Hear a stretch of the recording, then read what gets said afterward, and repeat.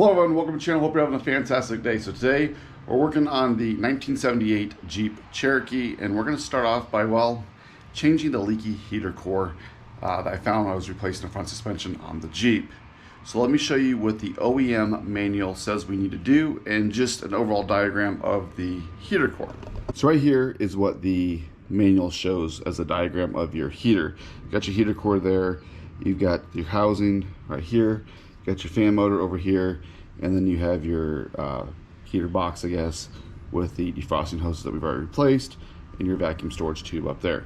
So what we have to do is we have to remove the whole heater box, this outside one in the engine bay, so I can split it down the center to replace the heater core. So if you flip to the next page of the manual, it actually tells you exactly what to do step by step.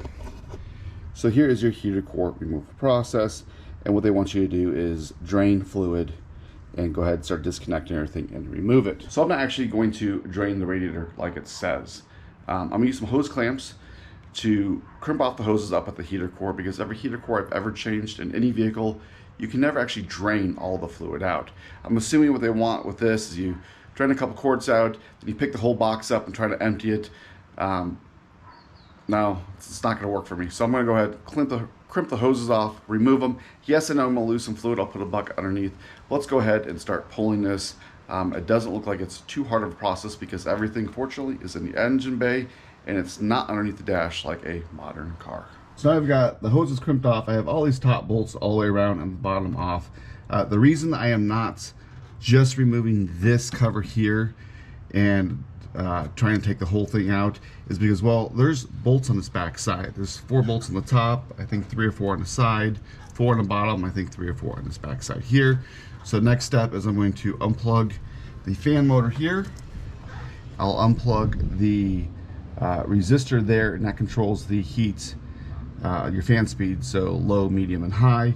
And then I have a couple bolts there, a couple more nuts on this side, and then down underneath I have a couple more bolts.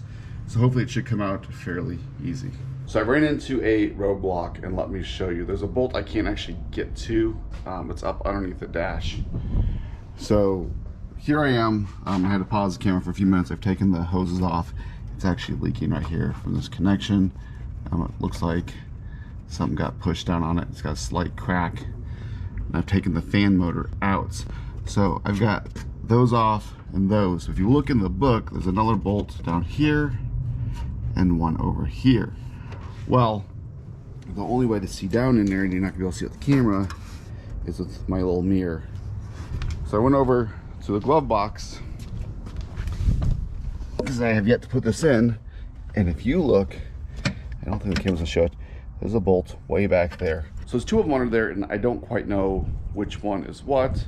Maybe I'll take them both off and see. Hopefully I don't lose the nut as I get them off, if I can figure out what size they are. Now this probably shouldn't be as big of an issue as it is, but this Jeep came with a factory AC, which is a completely separate unit than the heater units.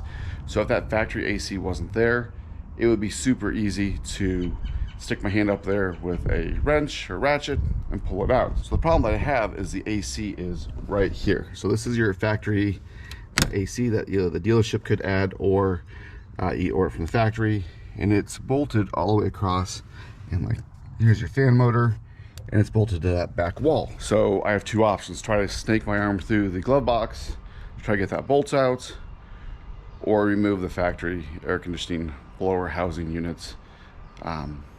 We'll see. So I'll be back in a minute and we'll see what I find out. Woo. Well, got it off.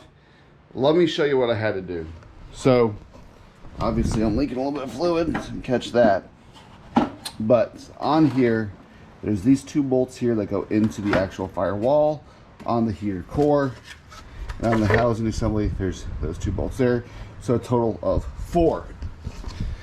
Now how did I get this stuff out? Well, it wasn't easy. First thing I did was I just dropped the air conditioner as low as it would go without pulling it out.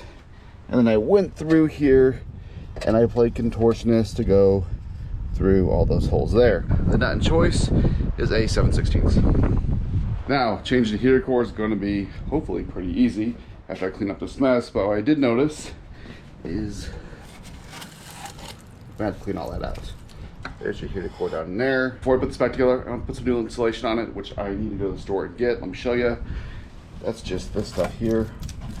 This is dry rotted and cracked. Not a big deal. And if you notice on here, this is where it sucks in the fresh air. And here's your blend door, and it's vacuum actuated. To keep the gunk out, I'll vacuum that out too. Let's go ahead and pull it apart. So if all the screws out, I do notice a small hole there. I'll have to patch that. And there's the heater core. You can obviously tell it's been leaking. Let's see, new heater core, about the same size. So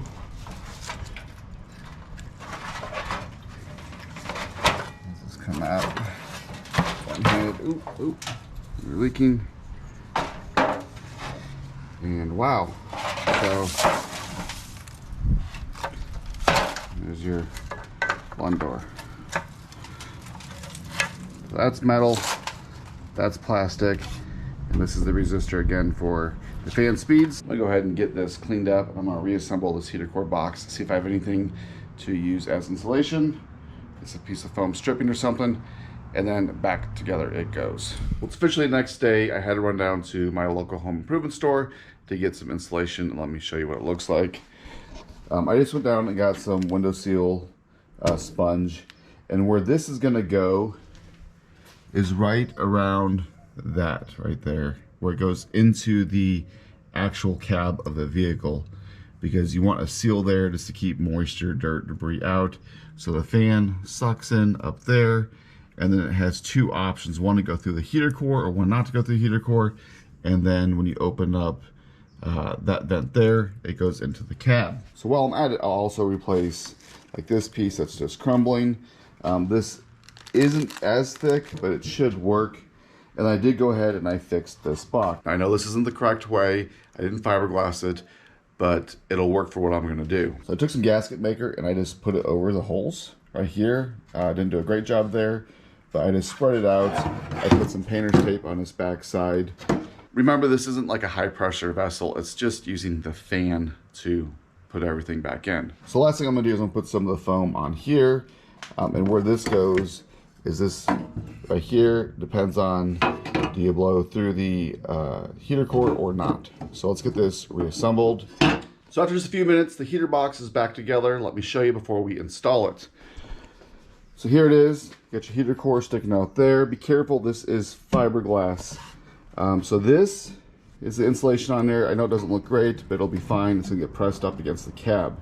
So when you have it for the outside air, basically this sits like this, and it blows air straight into here, into the cab. And when you want heat, you switch to heat, this rotates, and it blows air through the heater core and around the backside into the cab. First part of reassembly is just to snake this back in here.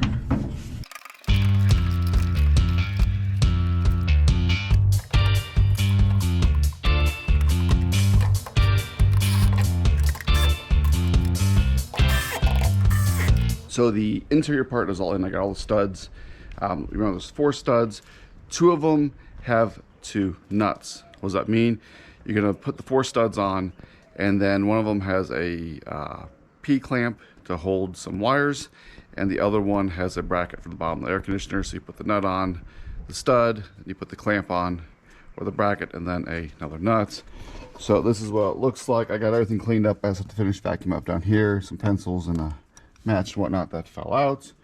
And then I also got the ducting put back in. So like I said, the last thing I'll put in this thing is the glove box, because if that glove box is in there, I would have had to remove it. I already had to remove the ducting, which kind of stinks. So we're almost done, not quite yet. So the last things we have to do in here is I have to put the fan back on. I have to plug it in over there, hook this wire up, ground the fan to that, and then put these 2 clamps on.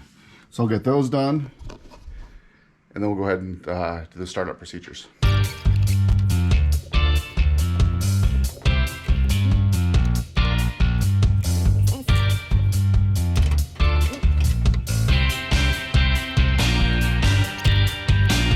So everything is back together. I have gone ahead, I actually ran the Jeep, brought it up to operating temperature just to get all the coolant flowing, fill that heater core back up.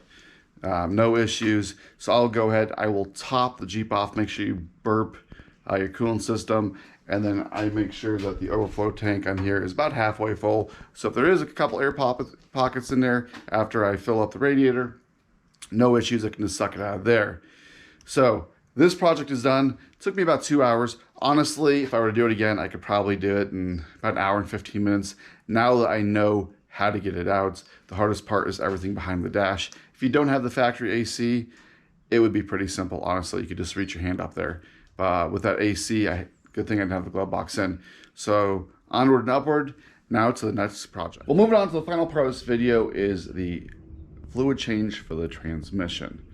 So yeah, this video is taking about 3 days to film. I'm just doing one thing a day because, well, it's getting hot here in the afternoon in Phoenix. But anyways, moving on, transmission. So when I got this Jeep, first thing I did is I flushed and changed the coolant system in this. And then we just saw earlier in the video, we did the heater core, so coolant system's good. I've also shown the engine oil change, because that's one of the first things you should do when you buy any used vehicle, unless you've got the records and you know that it was changed. In my eyes, I like to change all fluids. Both the differentials have been cleaned and changed, which leaves me 3 fluids left. I got the transmission, the transfer case, and the brake flush.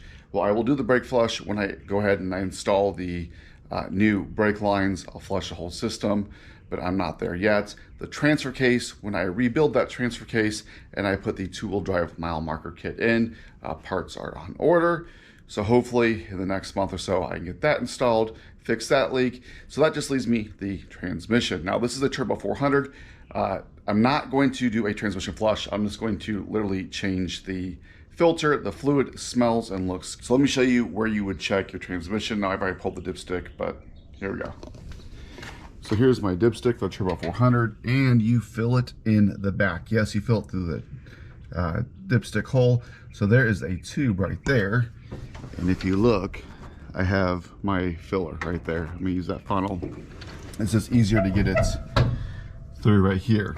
So what parts are you gonna need for this? Well, it's not really hard to change the transmission filter. It's more of a mess than anything. Let me show you. So right here, I have a Wix filter kit. There's your part number 58881. Comes with a new filter, a new gasket for the pickup tube, and a new transmission pan gaskets. I went ahead and picked up some ATF, which is Dextron 3 compatible. So Jeep calls for Dextron 2, but it's backwards compatible, so not a big deal. I also went ahead, I got some parts cleaner. I went ahead, I broke out the torque wrench. I've double checked the procedures, and basically when you torque it down, it is between 10 and 13 foot-pounds of torque. So I've gone ahead and set this up. There's 13 bolts, and it's a 1/2 inch. Let's go ahead and crawl underneath the Jeep. I'll show you the pan and see how big of a mess I hope not to make. So crawling underneath the Jeep, here is the pan. As you can see, it's got a seep, a little wet here, but there's 13 bolts around. You do have this one cross member right here. So I'm gonna break all these loose with the wrench, and then I'll use the power ratchet. If you noticed, I've got my ATV jack here.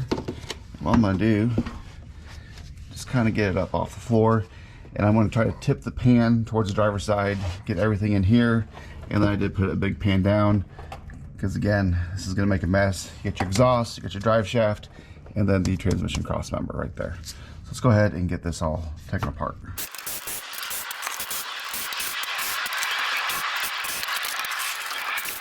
Well, the jack trick didn't work because somebody RTV'd it up, as I said, and I had to move the jack, and well, I knew I was gonna make a mess, but man, don't tell my wife. Well, let's go ahead and get that pan out, get it cleaned up, and pull that filter. So here's the pan. The filter's still up there dripping. Let's see. So there's some friction material in there. You know, this thing shifts good. Let's see what it looks like. Not horrible, but somebody's been in here. Obviously, you can tell it's the RTV, and there's no magnet. There should be a magnet in here somewhere. Downside of these OEM pans, there's no drain plug. If there was a drain plug, it's been so much easier. If you look, it says hydro Hydromatic, division of GMC. I'll get this cleaned up and we'll pull the filter. The pan clean, I like to use a plastic scraper tool, just like this one here, to go around, scrape everything off. As you can see, the old gasket came off pretty easy. They did use a gasket with RTV, as you can see, but they didn't spread the RTV the whole way. And then I took a Scotch-Brite right there to go around. There's the bolts. Now to change the filter, when you pull this down, it is going to leak. It is also a 1/2 inch. So I've already unbolted it so it can drip, pulled it down, but there's a pickup tube. As soon as you pull the filter off, it's gonna leak a lot. So make sure you have a drip pan under there. You're not making a big mess like I did. So let's go under there and change this filter, get the new one up, and then we'll put the pan back in. Underneath here, here's the old filter. Here is the new one. As you can see, they both look the same. Here's your pickup tube. It goes there. So we're gonna change the O-ring out. I don't think I can do this with one hand. Just come down like that. Now if you notice, no O-ring came off, so I need to go looking for it. It is labeled case and filter. So this is the filter side, so it'll go up like this. Put this O-ring on here. Get this on. And I will go find the old one. And for reference, here is the bolt that holds the filter up. This bolt is different than the bolts that go on the transmission pan, so you can't really mess it up. Again, it's a 1/2 inch. So let me get this reinstalled and we'll get the pan back up. It's gonna smell great when I start it up. So I switched out the O-ring, but look at what I found. It's 2 O-rings stuck together. And when you put your pickup tube on, it's right here, and it's got these markers that go in the corner. And then here is where the filter pan bolts to. And this is your valve body. And I am not a transmission expert, but let's get this back together and stop making a mess. Okay, new filter's in. As you can see, there's a collar on here. It's gonna hang, but it is connected there and there. Now we'll get the pan and clean the mess up. Got the new gasket installed. The nice thing with this Wix gasket as well, it holds the bolts up. If you look, no RTV. The book does say to use Vaseline, but that's the old paper gaskets. So there's enough tension. I'm going to hand start each and every one of these and get them snug by hand. And then I'm going to go ahead and get the torque wrench, and I'm going to crisscross in my pattern to make sure you don't tweak this pan. It shouldn't. I'm also going to verify that the bottom of the transmission is clean of any RTV, so I get a nice seal. So I will get that done. Unfortunately, there's no real good place underneath there to clip the GoPro, and it's just dripping transmission fluid, unfortunately, so I want to get it all cleaned up in a timely manner. So let me get that up. I'll get torqued down, and then we'll get this transmission filled up, and we'll go through the startup procedure. So transmission pan is torqued down. Started cleaning up my mess. Got the little kitty litter stuff underneath there. Soak it all up. So now I just need to fill it up. Now I know I took about 5 quarts out. Some people say just put 4 in. That's probably where I'll start. But again, I'm gonna go into here. Now this thing is nice because I'll use 2 hands, which you can open and close it, so I can fill it and kind of measure where I'm at and how many ounces I'm putting in. And then I will make sure that it stays in the fill tube. The question is, how do I know I put enough oil in? Or I put too much? Well, it says 5 quarts, I only put 4 in a gallon. So what we're gonna do is we're gonna start it up, and you're going to let it warm up a little bit. I'm gonna run it through all the gears, not moving. So I'll go through, I'll start in park, I'll go to reverse, neutral, third, second, first, all the way down. And just let it idle, keep going, and then I will check the fluid while it's running. And then from there, I'll add more if needed. So let's go ahead and get that done. So hop in. Let's see how well this thing starts up today. It's kind of in a high idle, the choke's on. Not too bad. So let's see. Reverse, neutral, drive, which is going to be my 3rd gear, second, first. Just kind of shift through all the gears, back to neutral, turn choke off.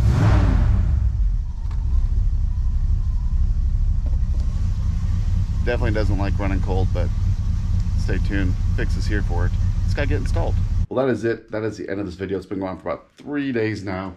So transmission is almost full. It's probably half quart low. It's right at the bottom, the fill line. So I'll put another half quart or so to put between the completely full and the fill line.